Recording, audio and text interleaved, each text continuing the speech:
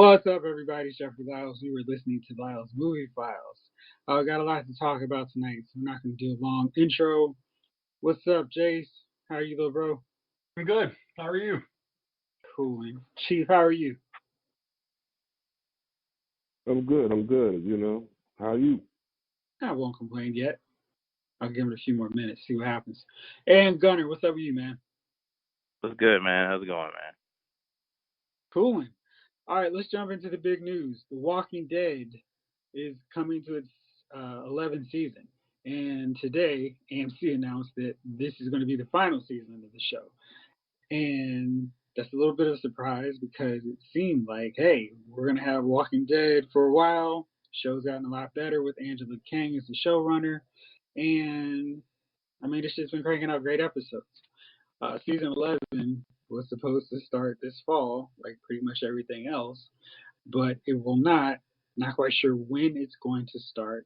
But the news now is it's going to air over 2 years and consist of 24 episodes beginning in late 2021. That's big news, but we get even bigger news because we're going to have a spinoff starring Carol and Daryl, and that's going to begin in 2023.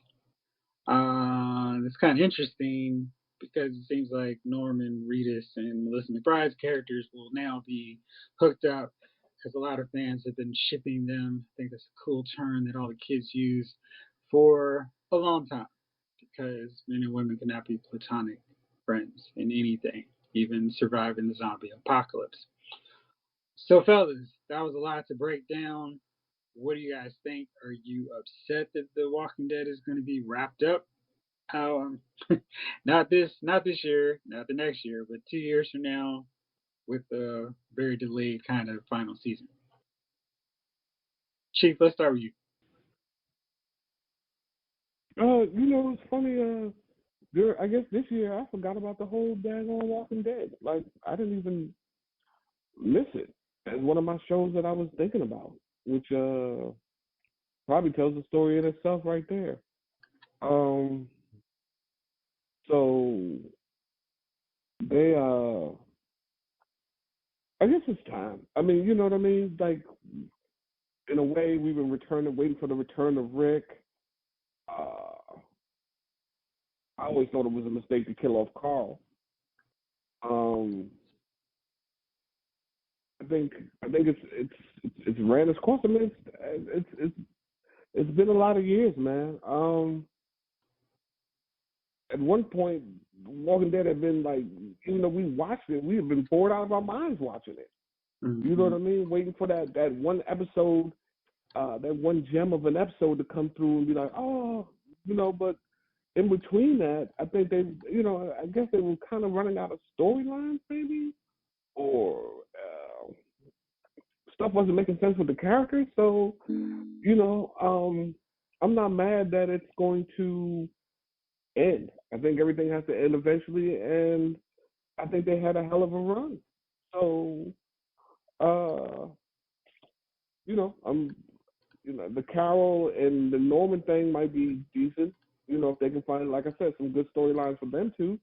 But yeah, it's the Hilltop, Alexandria, trying to keep the characters focusing on some characters in between, and watching people do the same stupid moves over and over, and you know what I mean? I don't know what's going on with this Negan situation, and even though it had picked up somewhat the last time we watched it, but still, it's time. All right, Jace, what's your take on it? What's my take on it? I like the fact that they have an endpoint, so we know how long this is going to go versus thinking, oh, it might have run its course. I think the story's been good since Angela Kang's been running it, but now giving her like, okay, here, you got 2 years, come up with your own storyline on how you want this to end. There's a spinoff for Rick, which you don't even have to tackle. You got, I know, unfortunately, we all know now Michonne, I mean, not Michonne, but we now know Carol and Daryl are going to survive. So it's like any spin to their storyline is gone. True. So I mean, anybody's around them can basically be considered cannon fodder because it's like, hey, they might be dead because they have to walk away from everybody. Don't stand too close to Carol and Daryl. Yeah, you're a red shirt now, hanging out with them. But again, I mean, the good thing is like Angela Kang's going to be on there with them on this new ride for Walking Dead universe, and that's a good thing. I mean, I don't know. It's like I don't know where I don't know where they're going to take it. I've enjoyed the Angela Kang journey, so I'm on for the ride. But I'm wonder 2 years is probably too long. I wonder with COVID they could have just, hey, let's wrap it up. Well, they're not shooting right now. The season won't come back until late 2021. So maybe this time next year we get the coming soon season 11 of The Walking Dead. Yeah, I mean, I looked at like how Game of Thrones had that 8 episodes finale, which I especially after just watching, I'm like, this could have been 10 episodes, and I think everybody would have stopped complaining about it. 22 episodes of a final Walking Dead season. Well, it's basically going to be like 12 and 12 and 12. It's just a prolonged 11th season, which is about the same amount as the season of The Flash and Supergirl and everything else. Yeah, that's exactly right. Yeah, but they don't have Angela Kang.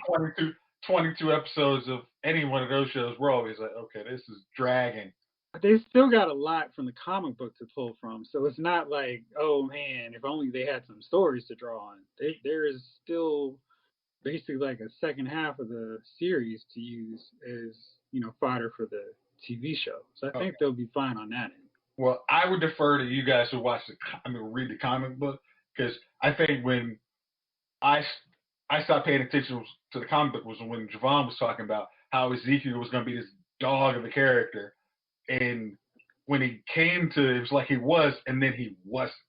I mean, he's still a good character, but he's not the way Javon was like, oh man, when they put this dude on there, it's going to be game changer. And then it's like, oh, he's cool. I like that. I mean, Kyle Payton, I hear him 90,000 times if I'm listening to Justice League. Justice.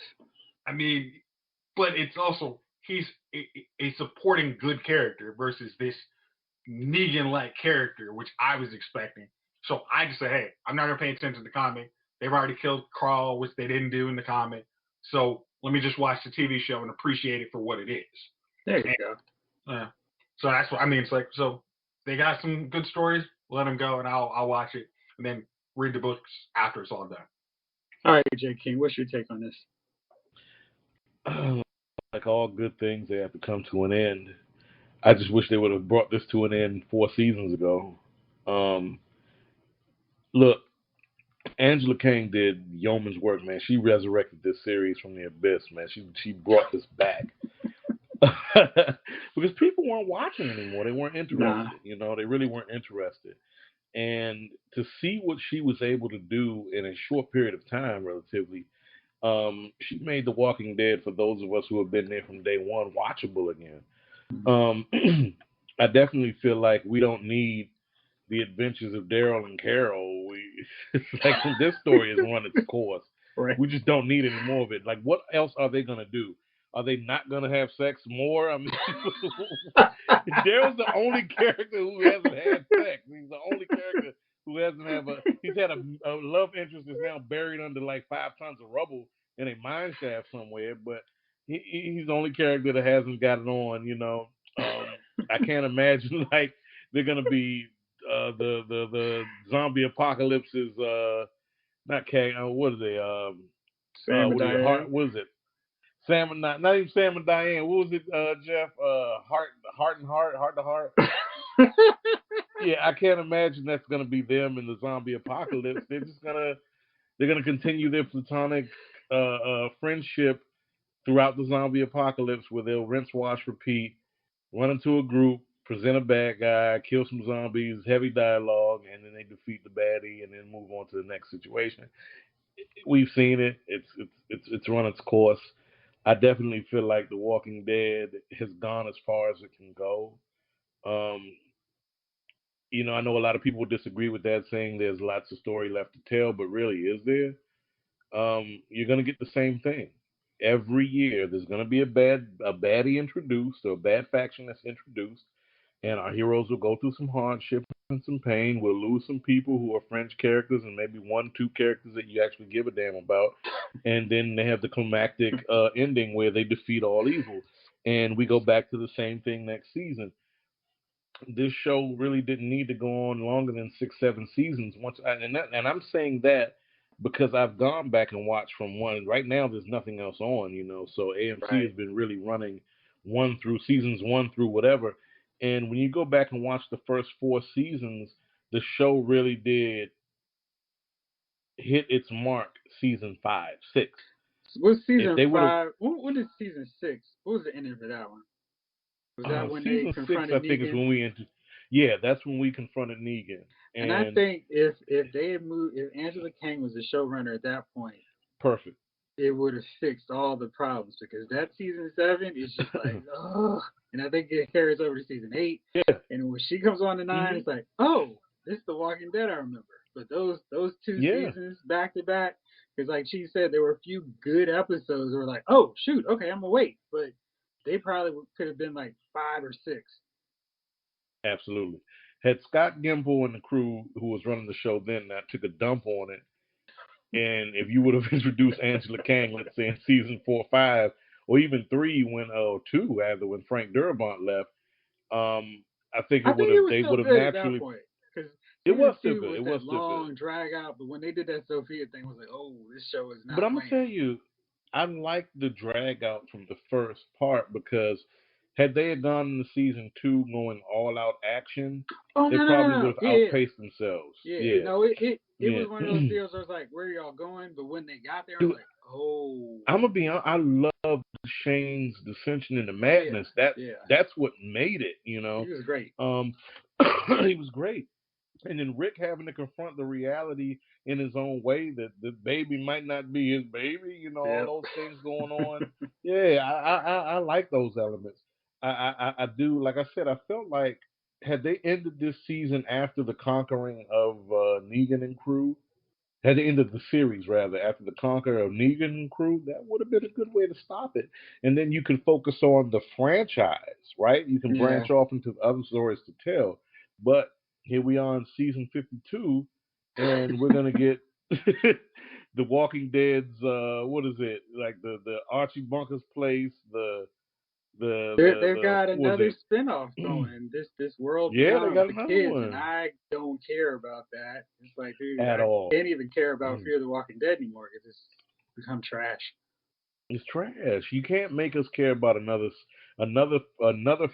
story in this franchise that's going to give us more disposable people. We've had our fill. Yeah. It's a wrap. It's time. All right, so that's it for The Walking Dead. Gunner, we talked about this last week, but Peacock has decided to go forward with this Fresh Prince of Bel-Air drama series reboot. It actually has 2 seasons already signed up. Hmm. I'm I like, mean, good for wow. the kid with the idea and all that. And I was like, man, I'm so glad no one will actually make that. But such a good idea, kid. Maybe in 20 years when you're older, you can do it. Damn. Will Smith is behind it. That's the only thing that gives me hope, right? Like, he's in it. He's like a producer of it, right? That's what Yeah, I thought I heard. he's Yeah. involved. So Yeah. I haven't read up on it. I just heard it on the radio. That classic thing when you don't have XM, you got to listen to it. And right. all the He made commercials the announcement between. on Tuesday. So yeah, he's involved. Okay, It's not fine. like something Well, that it doesn't have might his be all right blessing. then. Is Quincy Jones involved with his Mm. like crazy ass? Now, is he gonna be spilling tea? I don't know, man. I'm just kind of like, I don't It get. just feels like, yeah, it feels like there was gonna be something missing, man. But and then they're gonna make it a drama. I mean, That's all the right. part. It's like, I feel like that's like a YouTube miniseries, but I don't understand how that's going to be any different than any black movie set in modern times that we see or we used to see. Right. In Especially theaters. that. Yeah, especially what we used to see. Yeah, exactly. So I'm sitting here like, okay, so NBC is trying to just do something that they used to do again in a different format. and we've always seen it fail. I'm looking at L's. If I could show you a meme right now, it'd be the meme where your boy Floyd is throwing a bunch of L's out. L's.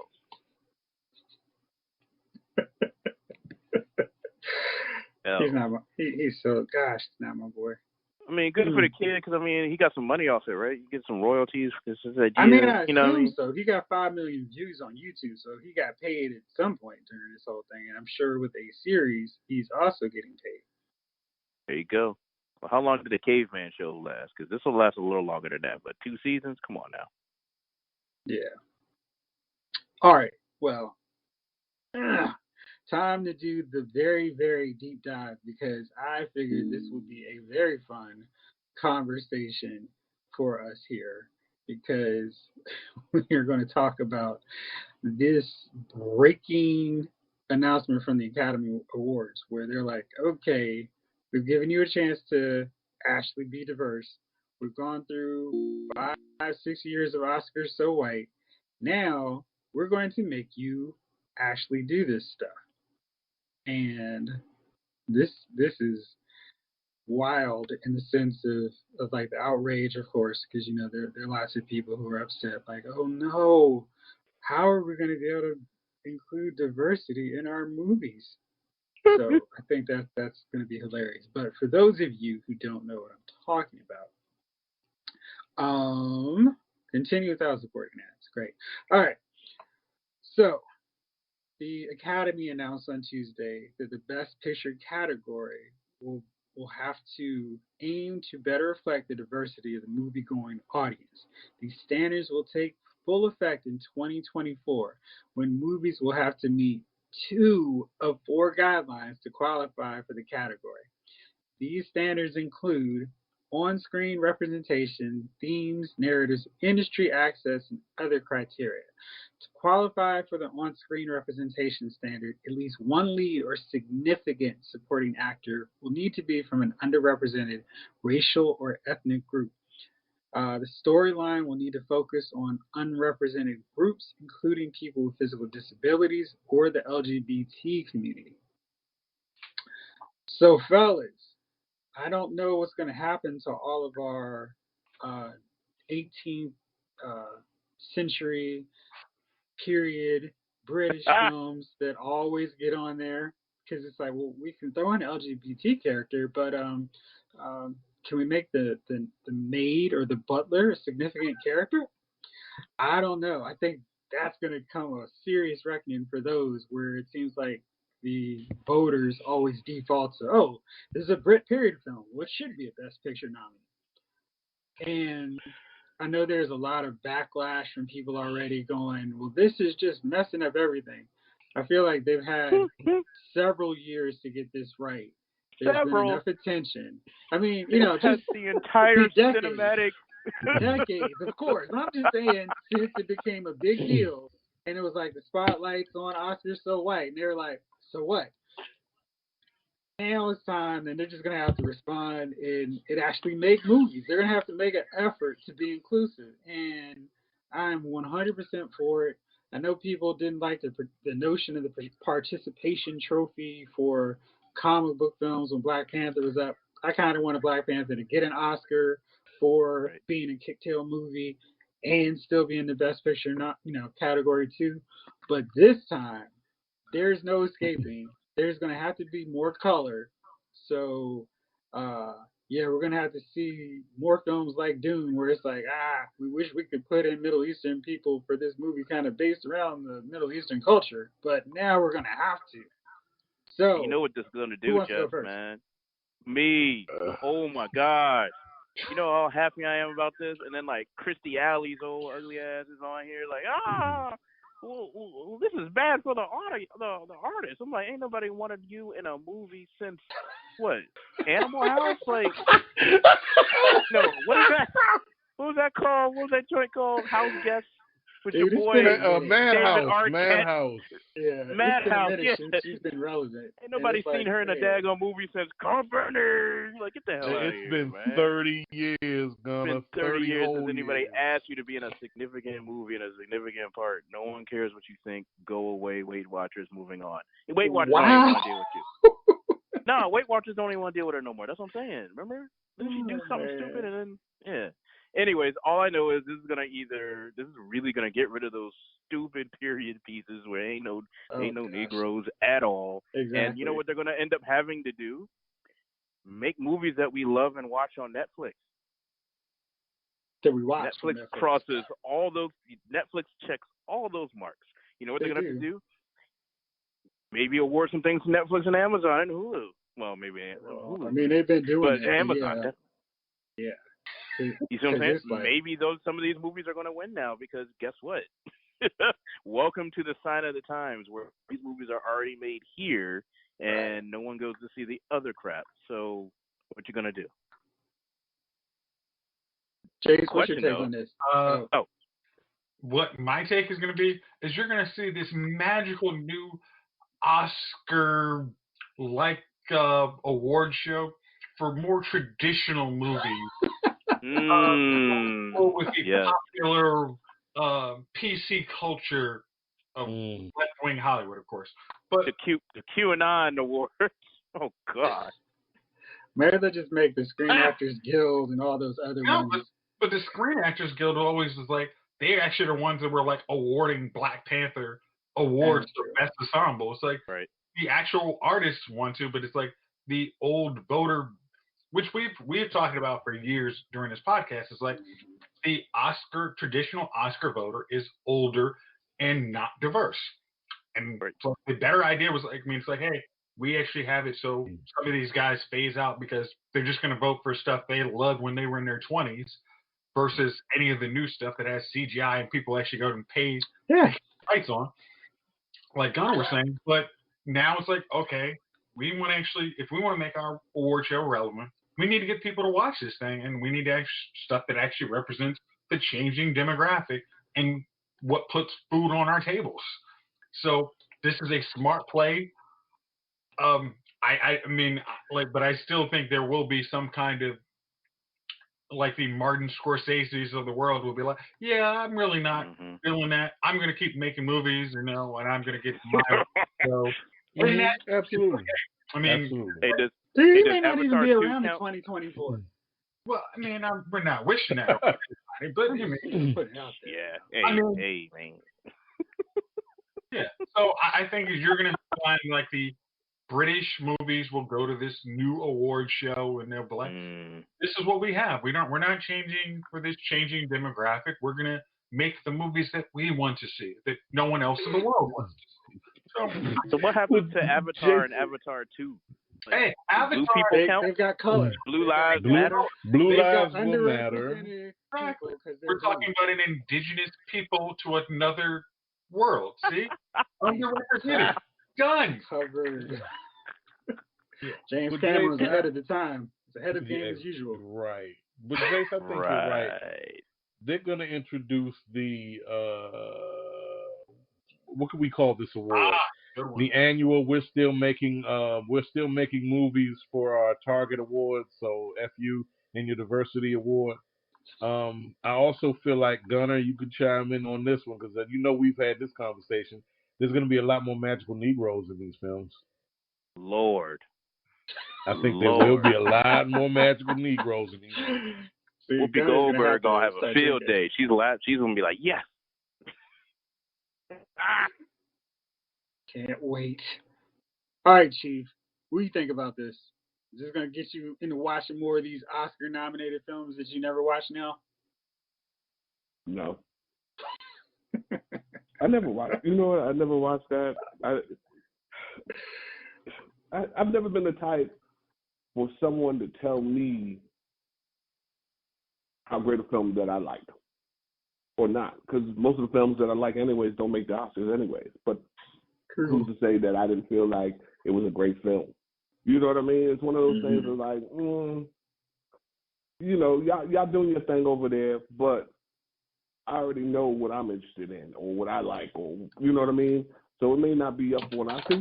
Some of those things are so Rudy Pooty, and you be like, this is Oscars. You know what I mean? This is, and then like let me ask you, you guys. I guess you guys, Jeff, you watch movies and things, but no one in my circle has ever called and been like, yo, dude, you need to see Billboard, son. You know what I mean? Like, no one is ever, I've never gotten that call. Like, Billboard was it. So, all that Oscar jazz, I don't get into it. If they had never brought blacks in or whatever, and I get why people are mad, but listen, the movies I watch, if I think it's good, that's all I need. I don't care. If you never, you know what I mean? Like, some clubs, I don't care if I'm a part of. That was one of them. I don't know. That's just me, though. I just, you know what I mean? I didn't watch it. I don't even, but here's to say this, on the flip side of that. I don't even watch, like, the BET Awards and no garbage like that. So, you want to see little I'm that guy. getting an award? Yeah, So, it is what it is. All right. So, ESPN is continuing to realize that maybe certain people are not the best spokespeople for certain things. Hank Williams Jr. is out once again from Monday Night Football. And we're not going to be ready for some football. We're going to be ripping it up with Little Richard's 1956 hit. That's going to introduce the games. It's going to have a new musical arrangement by the Butcher Brown. And will still feature Little Richard's voice. But Hank Williams will no longer be there. ESPN probably didn't want to have a guy who was reminiscing about what would happen if the South had won. Shocker. Yeah, so basically, it's not about racial justice. It's just with no friends or rowdiness in the stands, execs thought the song might seem awkward. I'm just gonna go with sure, whatever we need to get the dude off. That's fine. So yeah. Siobhan, too many niggas playing football. Look, I ain't never look. Let me tell you something. That's a Monday night party. Hanging in the circle tonight. Oh God! I ain't never been for that dude, man. Look. I don't really like that song when I'm remember. Pissed drunk. No, go ahead, Gunnar. What you say? I was like, I only like that song when I'm pissed drunk. Thank you. I'm sorry. Bump that. Look it, man. At one point in time, I thought they was gonna bring Kid Rock up there and Ted Nugent and have the Monday night anthem the way they were going in the season of Kaepernick, because the NFL drew a hard line in the sand, and here's the thing, they had owners like Kraft and I'm trying to think of who else was out there with their players kneeling on the sideline for the anthem. Jerry Jones, right? Performance art. For a sec, right? Performance art. And I thought, okay, this is not going to come without some backlash, and people are gonna step back their stance. Here we are. Fast forward, 4 years now? 4 years? Mm-hmm. That was what, the 16-17 season? Yep. So let's say 4 years now, and here we are in the midst of black people still dying on a monthly basis at the hand of police, and still facing systemic racism. That's gonna change. And the NFL is, late to the party once again on all things, and they're saying, well, we need to have some diversity. Oh well, look here, look, you can't have it both ways. You can't have one toe in the pool of appeasing your fan base that really doesn't care about Black Lives Mattering at all, and also appealing to those who do care about Black lives. You can't have it both ways. You're either all in or you're all out. At this stage, I'd rather you just be all out and say, hey, yeah, we catered to Trump, and yeah, we buckled at his whim, and we blackballed Colin Kaepernick for doing something then that the whole NBA is doing right now. And not only that, the WNBA, Major League Baseball, hey, even at Formula One had taken knees in support of Hockey. Black lives. Hockey, dude. Hockey. Come on, Gunner. Come on. You know Hockey, what I mean? man. Well, they You boo can't every black have it both player ways. ever. What? You cannot have it both ways.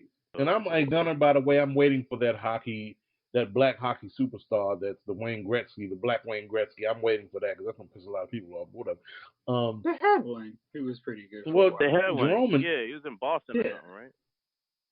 they had Calgary, Jerome I and, thought. I think his name Jerome again. I can't say his last name, Yeah. but he was with Calgary for a Yeah. minute. Yeah, but he's Chicago, not. whatever. Yeah. Yeah, I'm thinking about like that Mario You need that Lemieux. transcendent hockey Yeah, superstar. that guy that's like he's the Tiger draw. Woods of the hockey. Tiger That came Woods, in. y'all. Yeah, That that hockey come in and just seems be like a look. very tough gig Absolutely. for a black breakout superstar like that because it's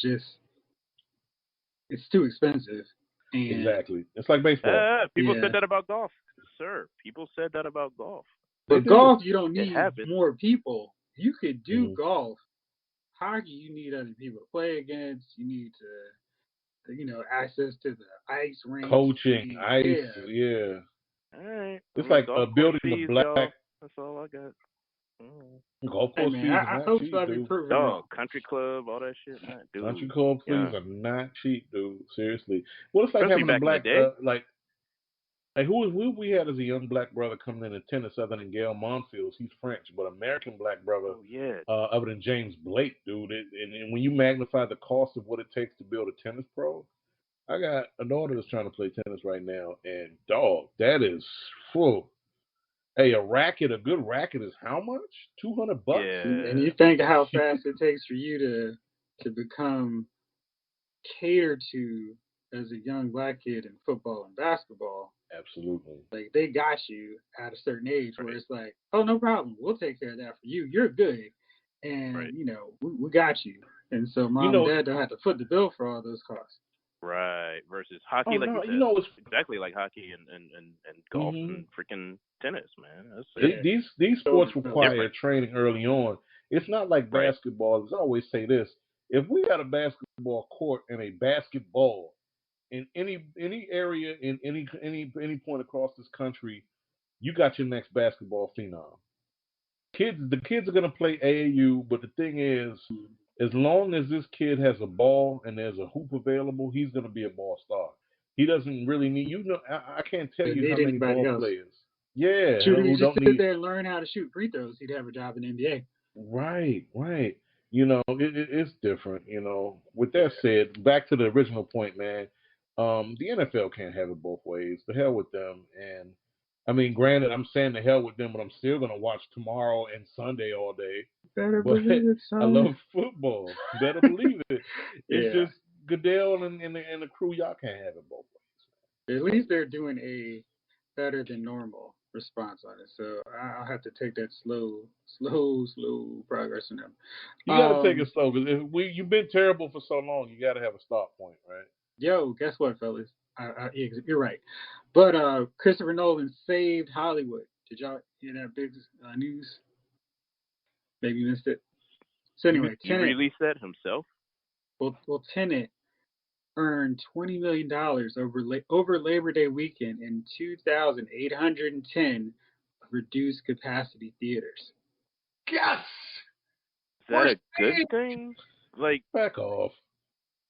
And the fact that you're asking, is it a good thing, is part of the whole problem with this in the first place. Right. It wasn't like, oh man, because he really, really, really wanted his movie to come out, everybody decided, yes, I'm going to go to the theater, possibly get this killer virus that we've known about for a long time, and, really be excited about it. And with reduced capacity theaters, I think that for a movie that had blockbuster written all over it, that probably would have had 50 million, maybe 70 million in a normal movie environment, for it to get 20 million shows 2,810 theaters is a pretty decent amount for a film, especially in this era. But that's not like, oh man, that's not a small amount of theaters. I mean, some theaters are literally opening just so they could put Tenet in it. Right. And to get $20 million, Star Wars. that's not anything. And I think it's going to make other studios that have been holding films like Wonder Woman, Warner Brothers, Chief. I know you're excited about the possibility of another delay for Wonder Woman, but I mean, for $20 million, is it worth it? And if, let's say, No. 10 people get COVID and die because they went to No. the theater, that's terrible PR and is not worth $20 million. Now, let me be the Laughing. first to speak on this one, y'all. I'm sorry. Mm-hmm. But it's like if Denny's were to say, yeah, nigga, we the number one restaurant from 3 a.m. to 5 a.m. So ain't nobody else open, stupid. Congratulations. You know? It's like, look, break your elbow patting yourself on the back for that. But the thing is, if Tenet had opened in a normal weekend where other movies are out, had been out the previous weeks, and other had to face competition in its opening week, that the numbers would have looked the same. I keep saying this, and Hollywood has to embrace a simple fact: Netflix has already killed network television. It's killing it. I'm not gonna say killed. It's killing network TV.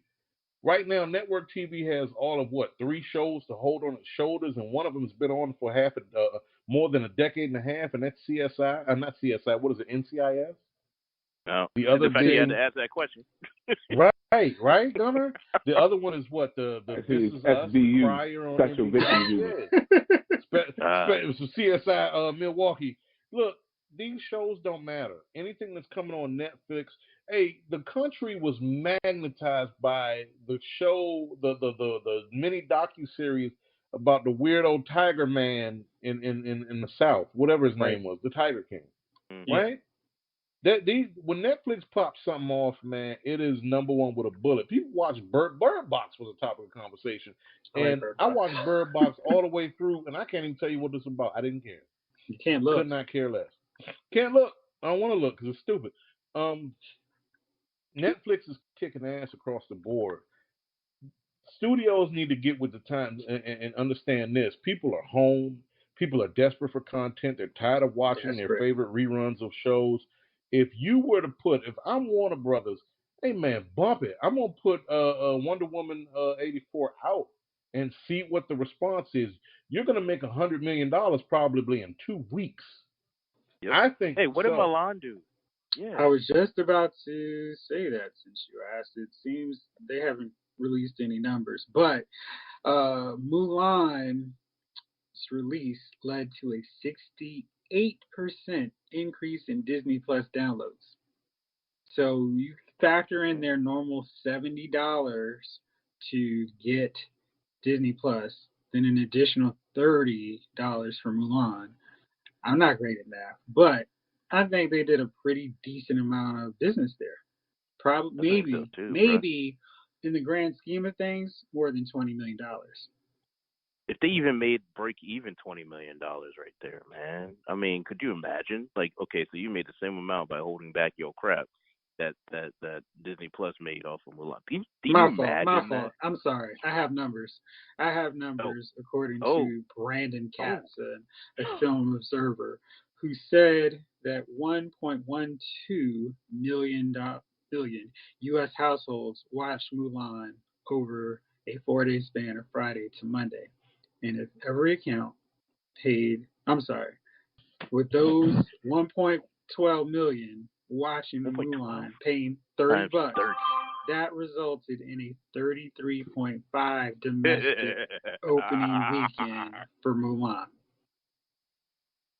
I am definitely the type to tell you. So it seems like Christopher Nolan and Warner Brothers may have made a miscalculation. You think? That's hilarious. That wasn't Warner Brothers and Christopher Nolan. That was Warner Brothers for not telling Christopher Nolan to shut up. That's true. True. I mean, it's like you haven't heard Patty Jenkins like, hey, Wonder Woman 84 needs to be in theaters right now.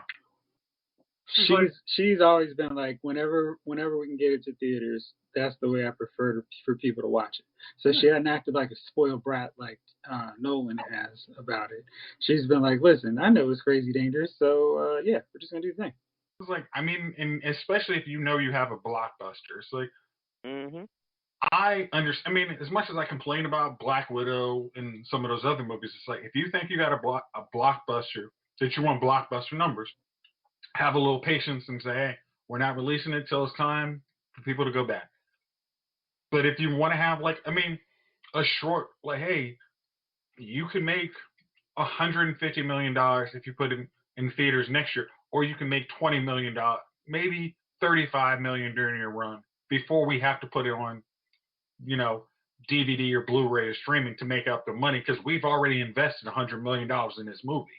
It's just like, it's how much, I mean, how much of a write-off do we have to use as a studio for us not just telling you to shut up? And that's on Warner Brothers. And like anybody else is smart is just like, hey, unless we know we can make Disney-like numbers, unless we have a streaming platform. Like HBO Max, maybe? Like, if you're like HBO Go, and you can say, hey, we'll front you the money. I mean, because I think Warner Brothers and HBO are all the same thing, but it's like, we won't take the loss on this. Yeah. Like, but it's like, hey, we use that to sell HBO Max. They could have done the exact same thing. Disney was like, yeah, you can get Mulan, but you're going to pay extra for it. People were like, that, we want a new movie. Right. And if 1.12 million people watched it, clearly people wanted to see it. Now, that's not the 70 million that Mulan was estimated to bring in theaters, but you can't count any movie by normal standards during Corona. Okay, but if you say 1.75 million extra downloads, they probably downloaded for that $30 movie, which means you made what, in the neighborhood of, what is that, 47? Around 47 mil. It's like you beat Christopher Nolan right there. Like you beat Tenet right there. So you have hard numbers like, this is what we need to do. Like, but worldwide, Tenet made 200 million. The 30 million, I mean, for the actual movie, you also got them hooked for the service. So you're talking, what is that, 84? Did you have to pay for Disney in a yearly subscription in one bite? I think you do, yeah. I don't. Yeah, it's not piecemeal. No, you do monthly. No, you do monthly. Oh, you can? Monthly, it's more expensive though, right? I don't care. I was paying $7 a month. Okay, but again, I already know it's saying no. So in that, if saying that, that means people pay $37. There you go. For that movie, which means my number. I'm not gonna even try and do the numbers right now, but it's like we probably made an extra $50 million on this movie by releasing it, just like Trolls Worldwide did. It's like we have proof that this is the way to do it now. Like we're done for right now. Stock went up, by the way, guys, when that joint released. Like, I was staring at it. I'm like, oh, that's Mulan. Like, I was looking at Disney stock, and I'm like, oh, that's Mulan. And here's the like, thing. that's easy to get. Here's the thing. In the normal environment of what would have been 2020's summer movie season, Tenet would have been top on some people's list, not on others, right? Mm-hmm. Had we got the normal release list, I'm pretty sure there are other movies like Wonder Woman that would have been top of the heap. James Bond. Can you imagine if these were the films that would have went the on-demand VOD route? I think the numbers would have been a lot higher. A hell of a lot. They could have done that, but they're just like hoping that things get back to normal and assuming that things will work out. But I don't think that's very smart. All right, one last thing, Chief. I want your take on this first. You're a fan of RoboCop, first original film? What was that, from the 80s? Yeah, that one, the 80s version. Yeah, I think, hell yeah. All right, now you're fired. Wasn't that where you fired it? I'll buy that for $1. Yeah, that's the one. So let's have a little fun here. Tell me 4 characters that you remember their names from RoboCop, and I just want to hear that from you first. Clarence Boddicker the third. I remember, what was it, Dick? Dick was the, I Dick don't remember Jones? his last name, but I think Dick Jones. Dick Jones, all right, Chief. Well, you have proven proving me incorrect here. There are plans right now for a RoboCop prequel TV series about Dick Jones. What? About Dick Jones. You mean We don't need this. Here's the thing. I mean, you know We what? don't need You this. know what? How he did OCP and all that. You know, he was a good character in that movie. I can see that. It was a great character Now, in the movie. I'm talking like 40 years later, no, but, you know, I could see that. If they would have did this in 1989 prior to RoboCop 2 coming out, Yeah. it's like, hey, here's some backstory. Now, Right. okay, but in 2020, who gives a shit? You already ruined the RoboCop remake movie. Oh, We I have don't no need memory of who's this. going to play Dick Jones? Yeah, right? yeah, because then he I'd dead. rather The dude was old and gray then. I mean, he can't. It's supposed to be a prequel, so they have to be younger anyway. How, Sway? Might as well do one for Clarence. Clarence? Clarence I would Boddicker. watch the movie with Clarence and his crew, actually. I would do that. I still don't think I'd I do it in would 2020. watch Clarence bitches Women leave lead. Boddicker's story all day. All day. Clarence. It's in the movie. It's in the movie, folks. Where's Clarence? See, it would meet the Oscar standards because Clarence had a diverse crew. It totally would. He had that jive Will turkey. Hey, look, I'm gonna tell y'all something funny too. Hey, Gunner, go back and watch that dude, man. He looks stunningly like Vince Carter. Yes, he does. Yes, he I don't does. need to go back. I can see it in my head right now, dog. He looks The just laughing like Vince hyena Carter. dude. Hey, man. Listen. And what about that other brother? The other brother. The only good brother in there was like the sergeant, but what was that other brother that was like the OCP, like nerdy dude, man? Oh, The other man, trope. what was his name? I Jenkins cannot Johnson. Of course, he had a remember his black name, Johnson. Probably Johnson. Was it No, Johnson? We'll keep Jenkins or things something. simple. All right, fellas. Say Jeff, I'm sorry. Yeah. All right, no, we're gonna wind it down here. But the chief, I had to ask one more thing for you. Henry Cavill, Super, was trending on social media as fans demand a Man of Steel sequel. Did you start that up? Nah, the Man of Steel. So there is going to be a sequel? You know, I mean, they clearly see the power of going to Twitter and making things happen with Warner Brothers. So, you know, word for the Snyder Cuts, they're like, listen, let's get Henry Cavill in a Man of Steel sequel. So I was just curious if you were the one that got this started. No, I wasn't. But maybe our collective voices reached someone who's somebody and got it started, because it needed to be started. Yeah. That's for damn sure. All right, well, fellas, let's wrap this bad boy up. Who are your nominees for Dummies of the Week? Jace, why don't you start? Oh, okay. My dummy of the week is Mr. Tory Lanez. After he decided to go to a party and shoot Megan Thee Stallion in the foot, he sent her a couple texts saying, "Oh, I'm sorry, my bad. I was a little too drunk, so I shot you in the foot." I'm sure the district attorney's going to love seeing those tweets or text messages like, "Really, dude? You were too drunk, so you shot a girl in the foot." We got some prison time coming for you. So, yeah, Mr. Tory Lanez is my dummy of the week. Okay.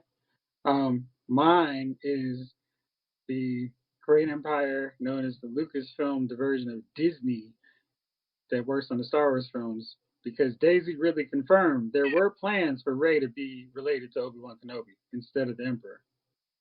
Yeah, you know when Obi-Wan actually said, "Now your journey begins in The Force Awakens," and then we never mention Obi-Wan again? Yeah. Mm-hmm. Yeah. And then I also saw the video. It was like Kathleen Kennedy's like, "Oh yeah, we always wanted to be Palpatine," and it's like, "No, you didn't. No, you Why? didn't. Did Daisy really? Why are you lying? No, that's not what I heard." But you mean the lead star of your story didn't hear anything about this until the third movie? Sounds suspect. Quite suspect. Fishy. Chief, you got a nominee?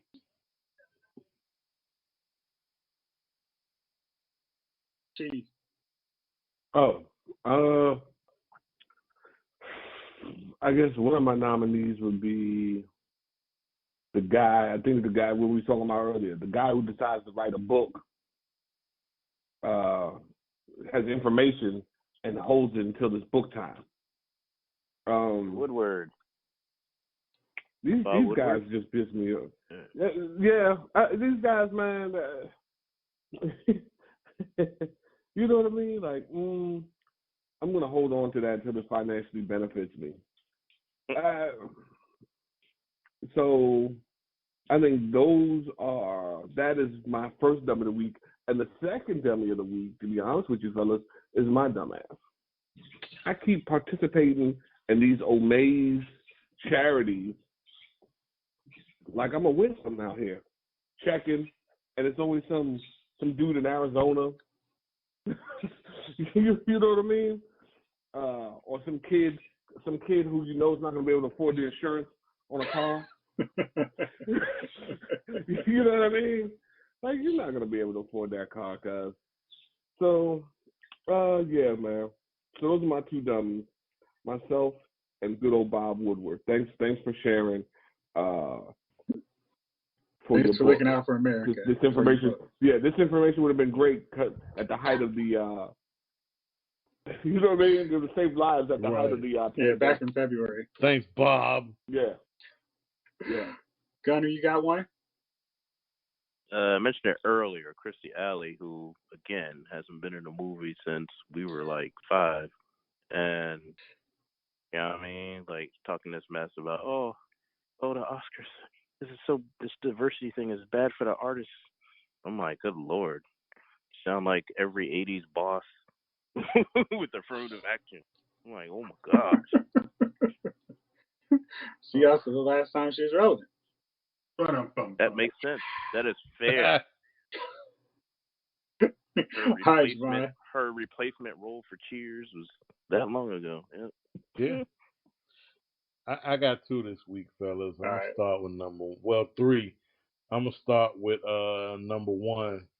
The ladies with the Odell Beckham likes doo-doo on his face, whatever. It's like, look, bros, I understand this is what y'all got to do to get your money in this world, but we don't believe you. You need more people. Hey, look, Odell is an interesting character out here in the world, you know, especially in the sports landscape. But I sincerely doubt that coming from y'all, you're the most reliable sources that this guy likes doodle in his face. And even if he does, you know, what do you save that for the book, you dummy? Don't give it away for free. Clearly, don't give it away for free. Clearly, right? Lessons. Right. Number 2, that so you didn't have to mess up.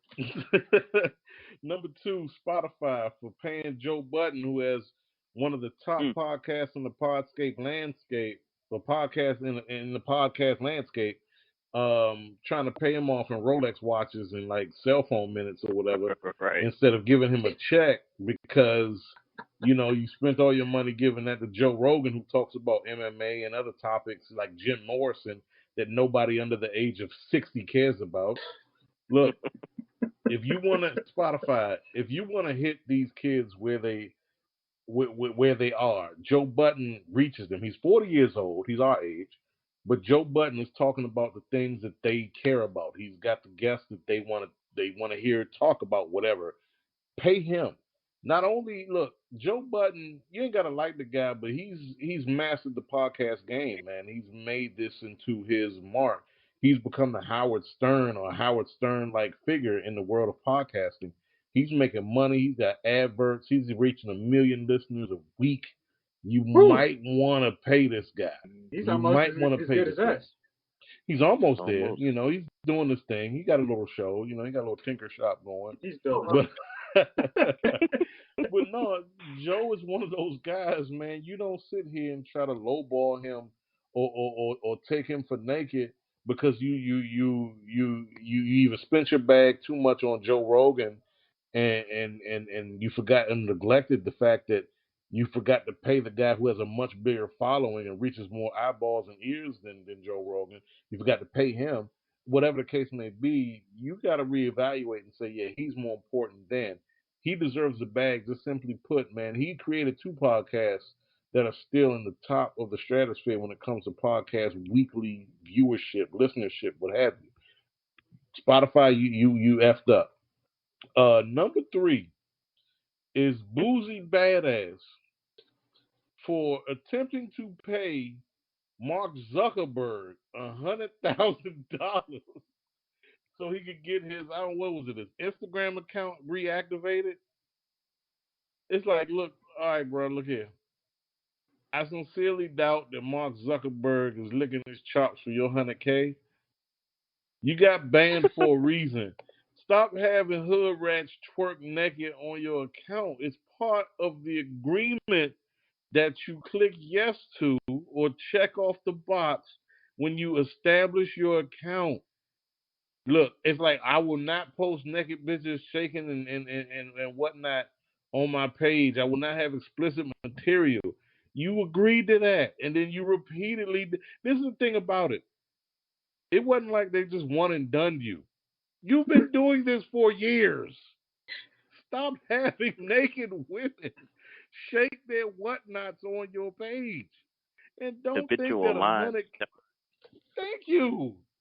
And don't think that 100K to Mark Zuckerberg. Hey, Mark, I know you hurting for some cash, man. Look here, man. Look here, man. I'm gonna bust you down with this bag, man. I'm gonna give you 100,000 chickens, man. You go ahead and give me my account back. Hey, it don't work like that. I'm sorry. Down in Jefferson Parish, Dirtwater, Louisiana, where you from, that may be the shit, but this is a different league, buddy. Different league. I hear, Blair. All right, fellas. Thank you as always for rolling. Thank y'all out there for listening.